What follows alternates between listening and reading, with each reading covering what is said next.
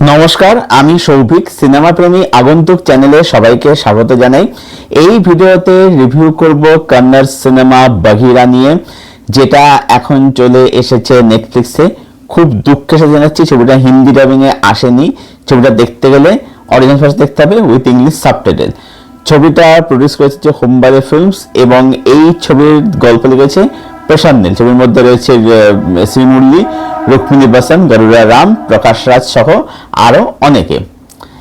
এবারে এই ছবিটার মধ্যে আমার কাছে কিছু ভালো দিক রয়েছে, আবার ছবিটার মধ্যে আমার জন্য বেশ কিছু খারাপ দিকও রয়েছে। পজিটিভ দিক যদি বলি তাহলে বলবো যে এই ছবির যে গল্প মানে অন পেপার সেটা কিন্তু বেশ ভালো ছিল। গল্পটা প্রশান্ত নীল লিখেছে, গল্পটা বেশ ভালো। যদিও গল্পের মধ্যে অনেক কিছু সিনেমার মানে ইন্সপিরেশন পাওয়া যায় আর কি, যেমন তার মধ্যে সবার আগে উঠেছে শাহেনশার কথা। কারণ প্রশান্ত নীল সবসময় মানে তিনি যে গল্প লিখেন তার মধ্যে সবসময় অমিতাভ বচ্চন সিনেমার একটা মানে ছাপ অবশ্যই পাওয়া যায়।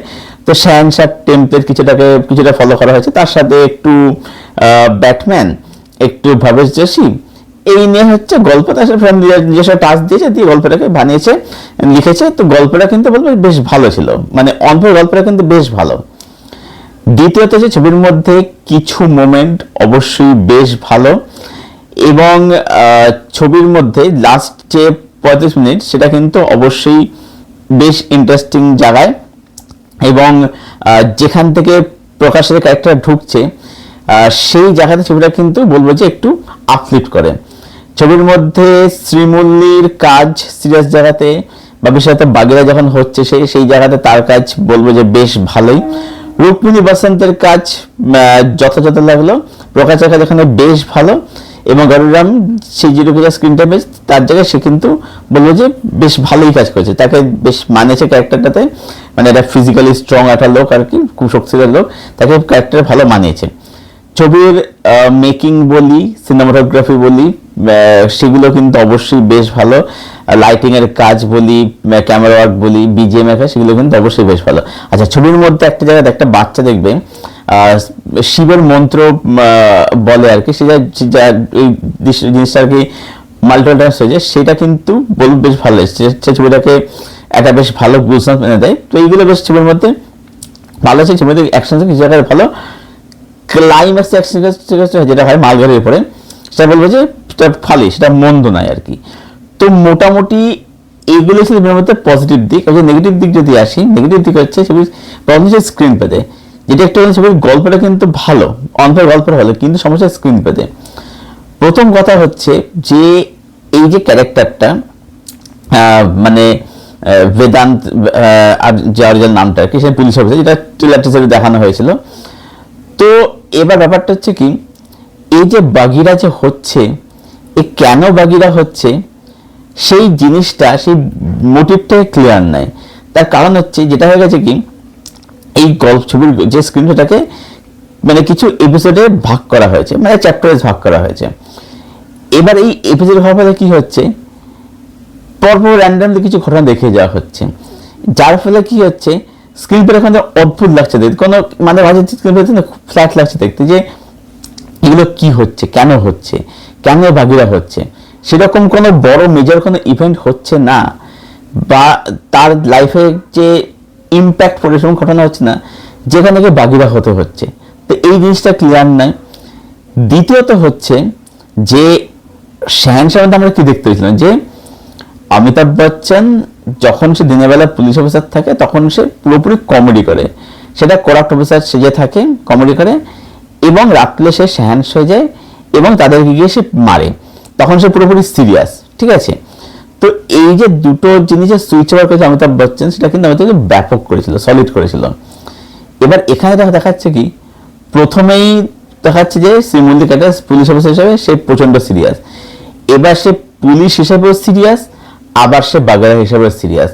মানে আমি যদি এখানে ব্যাটম্যান দেখা যদি টেনে যদি আনি, মানে নোলানের ব্যাটম্যান আর কি, সেখান থেকে ইন্সপিরেশন হালকা রয়েছে। তো নোলান ব্যাটম্যান কি দেখাচ্ছে যে ক্রিশ্চিয়ান বেল যখন সে ব্রুসন সেজে হয়ে থাকে আর কি, যেটা অরিজিনাল মানে আইডেন্টিটি, তখন সে কিন্তু একরকম, সে খুব ভদ্র, একটা জেন্টলম্যান, এরকম একটা পার্সন। বাট যখন সে ব্যাটম্যানের তখন সে কিন্তু পুরো রুথলেস হিংস্র হয়ে যাচ্ছে। তো এই ব্যাপারটা বেল কিন্তু এভাবে ফুটিয়ে তুলেছিল। কিন্তু এখানে দেখাচ্ছে কি যে এ পুলিশেও সিরিয়াস, এ বাগিরাও সিরিয়াস, আলাদা আইডেন্টিটি ইয়ে করা যাচ্ছে না। আচ্ছা, তারপরে দেখাচ্ছে কি যে এ হচ্ছে আইপিএস অফিসার। এবার আইপিএস যখন হচ্ছে তখন তো ভিলেনগুলোকে আরো পাওয়ারফুল, ভিলেন সব একটু পরে আসছে, আমি ভিলেনগুলো পাওয়ারফুল করো যে একটা আইপিএস অফিসার, ভিলেনগুলো এত পাওয়ারফুল যে আইপিএসও সে মানে তাদেরকে ধরতে, তাদেরকে ট্র্যাক ডাউন, তাদের কাছে সে হেরে যাচ্ছে। কিন্তু সেটা হচ্ছে না, যার ফলে সে যখন বাগিরা হচ্ছে, কেন সে বাগিরা হচ্ছে এই ব্যাপারটাই মানে ক্লিয়ার হয়ে উঠছে না। শাহেনশাতে কি যায়, শাহেনশাতে অমিতাভ বচ্চন এটা সাধারণ একটা সাব ইন্সপেক্টর ছিল, এটা খুব সাধারণ অফিসার ছিল। যে কারণে কি হচ্ছে যে অমরেশ পুরীর ক্যারেক্টারটা সে প্রচন্ড একটা প্রভাবশালী একটা ইনফ্লুয়েন্স একটা লোক ছিল, অমিতাভ তার সাথে পেরে উঠছিল না, সেখানে অমিতাভ বচ্চনকে শাহেনশাহ হতে হচ্ছে।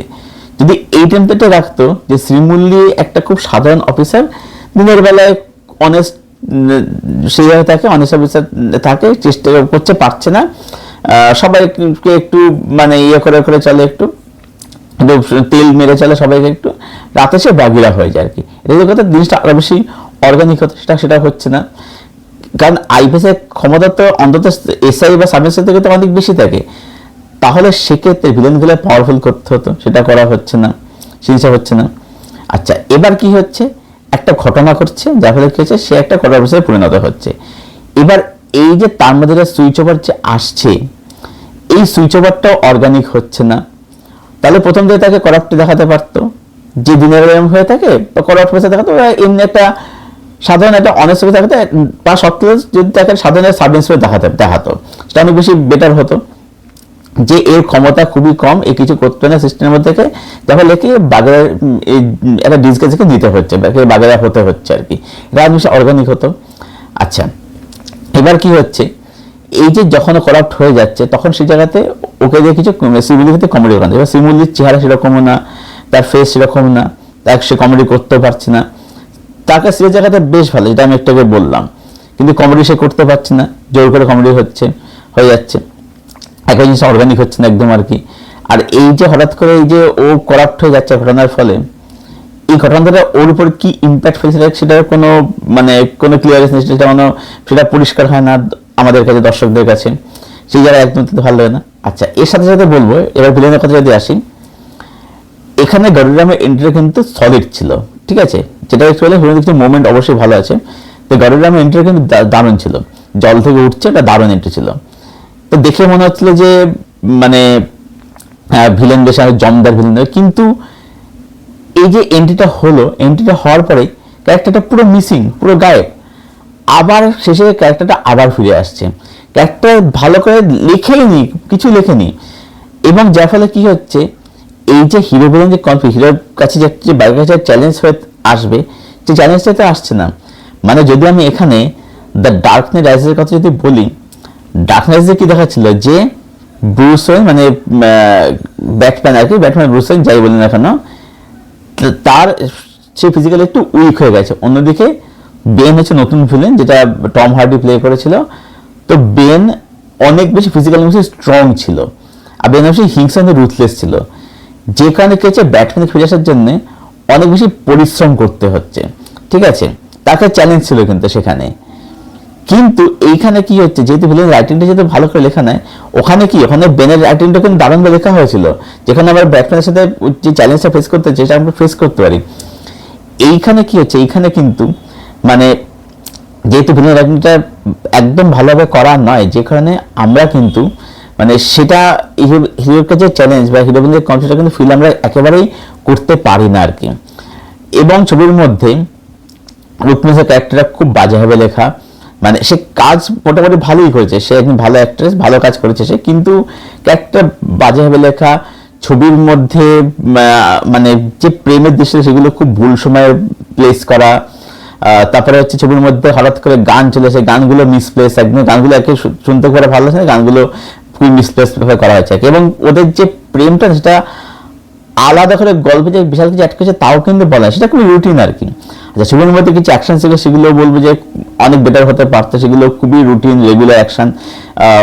এবং একদম শেষে গিয়ে ক্লাইম্যাক্স অ্যাকশন যেটা হয়, যে মানে গরুড়ার রামের সাথে শ্রীমুরলি, সেইটার মধ্যে না সেই মজা, সেই ভাইবসটা কিন্তু একদমই পাওয়া যায় না আর কি অ্যাকশন যেটার মধ্যে। সেটা জাস্ট একটা রেগুলার একটা অ্যাকশন বলে লাভ লাগে, ওই জায়গাটা আরো বেটার করতে হতো আর কি।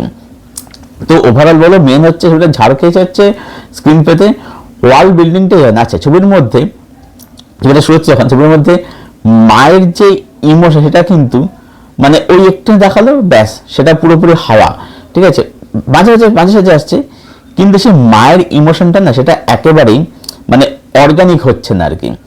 তো ওভারঅল এটাই বলবো যে ছবিটা মেনলি ঝাড় খেয়েছে স্ক্রিন প্লের মধ্যে, গল্পটা ভালো ছিল, ছবিটার ডিরেক্টর ডক্টর সুরি সেই ছবিটাকে মানে স্ক্রিন প্লে লেগে ছবিটাকে পুরো ঘেঁটে দিয়েছে একদম আর কি। ওভারঅল বলবো যে এই ছবিটা চাইলে দেখতে পারো উইদাউট এনি এক্সপেকটেশন। আদারওয়াইজ যদি তুমি খুব যদি মানে হাই এক্সপেরিয়েন্স দেখতে বসো, তাহলে ছবিটা দেখতে তোমার হতাশ হতে হবে, কারণ ছবির মধ্যে প্রচুর প্রচুর ফ্লস রয়েছে আর কি। এটা একটা ডিসেন্ট ওয়ান টাইম সিনেমা বলা যায়, মানে একটা ওই মোটামুটি সিনেমা, এটা একটা অ্যাভাব অ্যাভারেজ না, একেবারে খারাপ সিনেমা আমি বলবো না, মোটামুটি জায়গায় ওয়ার্ক করে যায়, চাইলে একবার দেখতে পারো, এটুকুই বলতে, তার বেশি কিছু না, দেখলে ভুলে গেলে ওই অবধি আর কি। তো সব মিলে বাগিরা এই ছবিটাকে, কান্নার ছবিটাকে আমি রেট করব 6.3 আউট অফ 10। এই ছিল আমার রিভিউ বাগিরা এই কন্নড় সিনেমাটাকে নিয়ে, যেটা নেটফ্লিক্সে স্ট্রিম করে গেছে।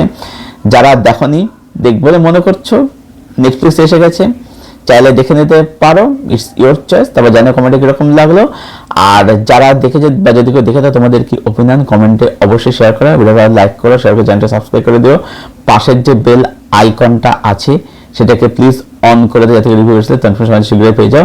ভিডিও এখানে শেষ করছি, আবার দেখা যাবে নতুন ভিডিওর সাথে, ততক্ষণ ভালো থেকে সুস্থ আমার সঙ্গে জুড়ে থাকো।